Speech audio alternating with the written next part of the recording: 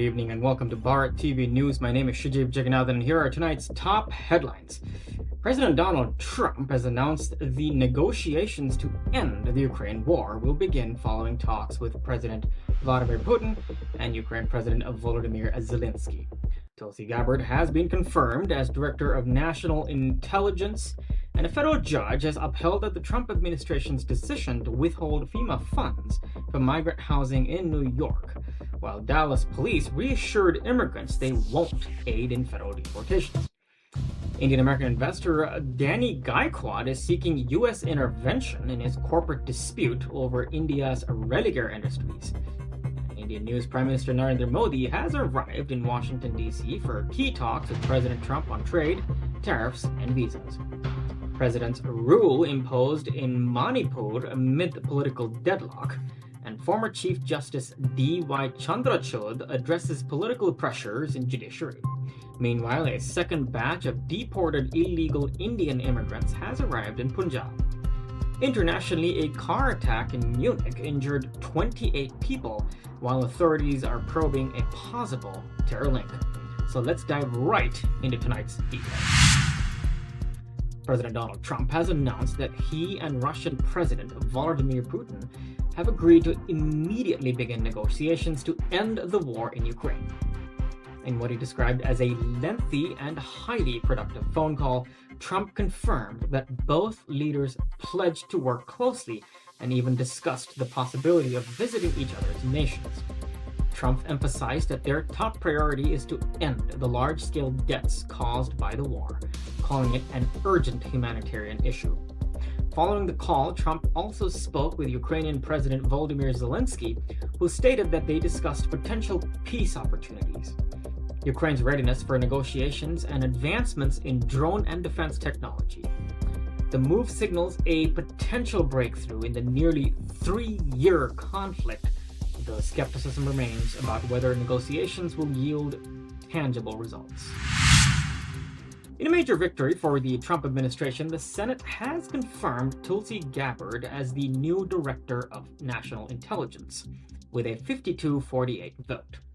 Gabbard's appointment marks Trump's 14th cabinet confirmation, though her path to the role was not without challenges. Former GOP Senate leader Mitch McConnell was the only Republican to oppose her nomination, citing past policy disagreements. Despite initial opposition in the Senate Intelligence Committee, Gabbard managed to rally key Republican support, securing her leadership position overseeing the nation's intelligence agencies. Known for her non-traditional political stance, Gabbard has vowed to shape intelligence priorities, focusing on domestic security threats and foreign policy realignments. A federal judge ruled that the Trump administration can proceed with efforts to withhold FEMA funds originally allocated for migrant housing in New York City.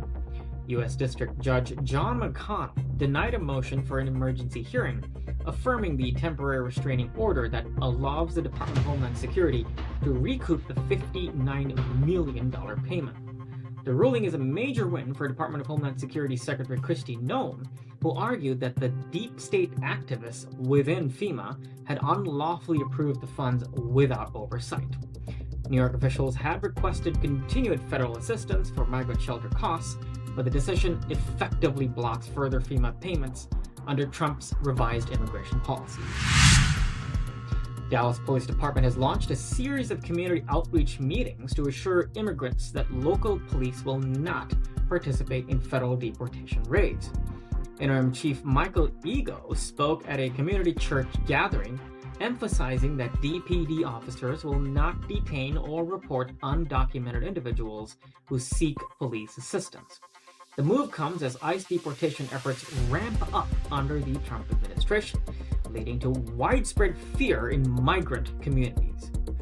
DPD's approach aims to build trust with undocumented residents, encouraging them to report crimes and engage with law enforcement without the fear of deportation. The department has scheduled 5 additional meetings across the city to reinforce this message. Indian-American investor Danny Gaekwad has reached out to U.S. lawmakers and the White House seeking support in his battle against India's Burman family over Religare Enterprises Ltd. Gaekwad's counteroffer to acquire a 26% stake in the company has faced legal obstacles, with the Delhi High Court allowing the Burman family's bid to proceed. Gaekwad had argued that U.S. investors are being treated unfairly in India, and he plans to raise the issue with Prime Minister Modi during the U.S. visit. The investor, a major Republican donor, has lined up meetings with Secretary of State Marco Rubio and Florida Senator Rick Scott to push for fair treatment of American investors in Indian markets. Prime Minister Modi has arrived in Washington, D.C. for a two-day diplomatic visit focusing on economic and security ties with the U.S. Modi will meet President Trump to discuss India's concerns over new tariff policies, particularly Trump's proposed trade restrictions on Indian steel and aluminum imports. Leaders are also set to address H-1B visa regulations, with India seeking more flexibility for skilled workers. Defense cooperation will be another key focus, with discussions on technology and military hardware deals. Modi will also engage with top U.S. business leaders and Indian-American entrepreneurs to strengthen economic ties. The visit comes amid heightened U.S.-India trade tensions, with both nations working toward a mutually beneficial trade agreement.